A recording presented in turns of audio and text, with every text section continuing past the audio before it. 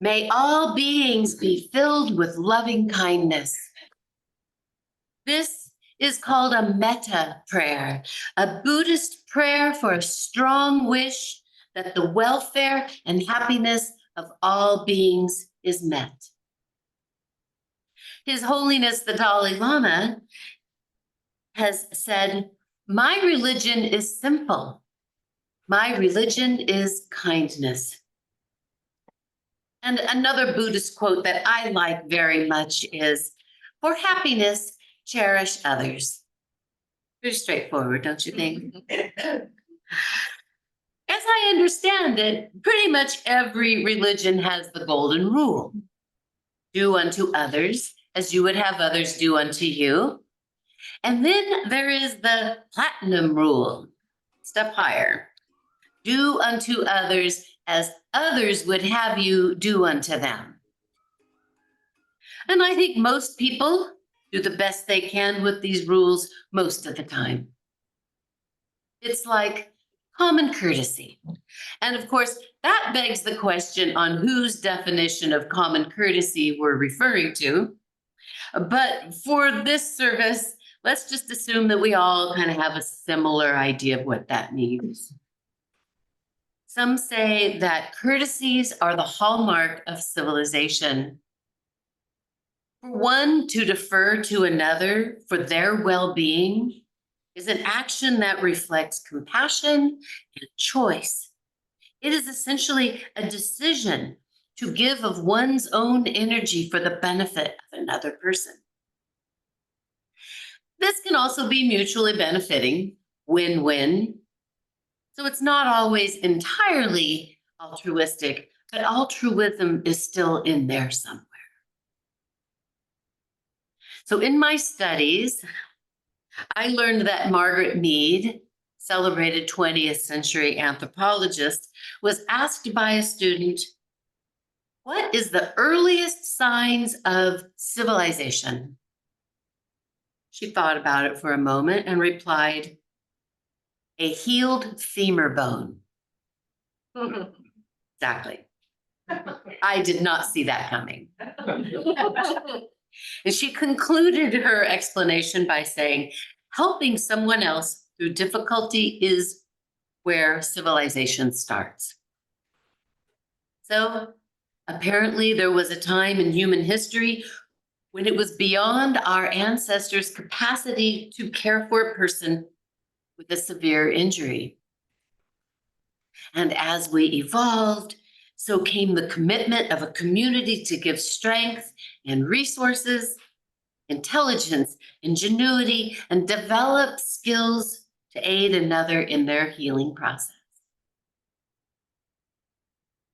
So I'm going to shift a little bit and tell you a story of something my mother said. She had embarked upon the exercise of writing her trust and will with an accountant, itemizing and tallying up all the dollar value of her assets. And when it was completed, she was so excited. And she called and said to me in earnest, "I'm worth $1 million. No, actually, I don't remember how much money Mom said at the time, but $1 million is a lot of money. And so I used that for my story. But Mom was so pleased with this information. She liked the idea of having such riches and saw that her life was successful and had personal value. And then I got to thinking, her value is not in dollars and cents. And they can all be added up by an accountant.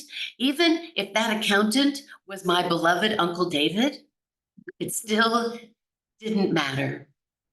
There was no dollar amount that could possibly indicate the value of my mother.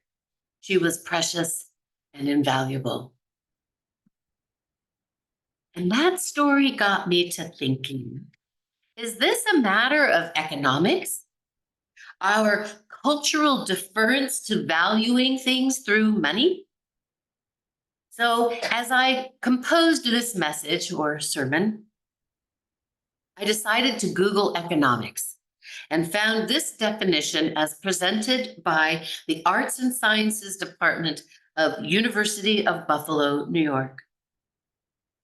Economics is, and I quote, a social science with stakes in many other fields, including political science, geography, mathematics, sociology, psychology, engineering, law, medicine, and business. It goes on to say, the central quest of economics is to determine the most logical and effective use of resources to meet private and social goals. Well, that covers a pretty far expanse of the human endeavor, but it is not complete. So here's a little twist for you. The word economics comes from the Greek word oikonomia, which means managing the household. And the core component of households is caring and caregiving. To quote Riane Eisler in her excellent book, which I just happened to bring because I want to promote this, The Real Wealth of Nations, she wrote, a radical reformulation of economics is needed. What we have shows that the exclusion of caring and caregiving from mainstream economic theory and practice has had and continues to have terrible effects on people's quality of life and our natural life support systems.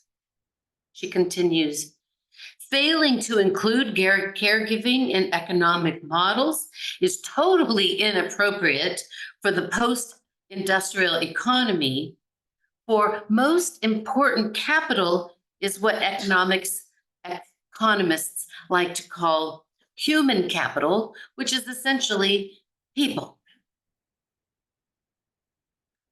So Scott and I listened to a podcast called Freakonomics. Anybody else? Highly recommend it. They did a 3-part series on Adam Smith. He is the 18th century author of the commonly referenced treatise, the book, The Wealth of Nations.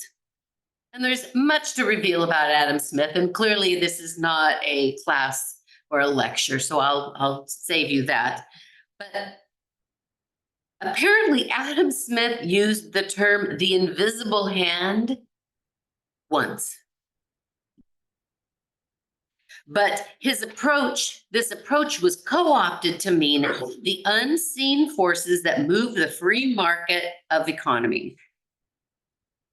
And it has been used to justify harmful economic practices for centuries.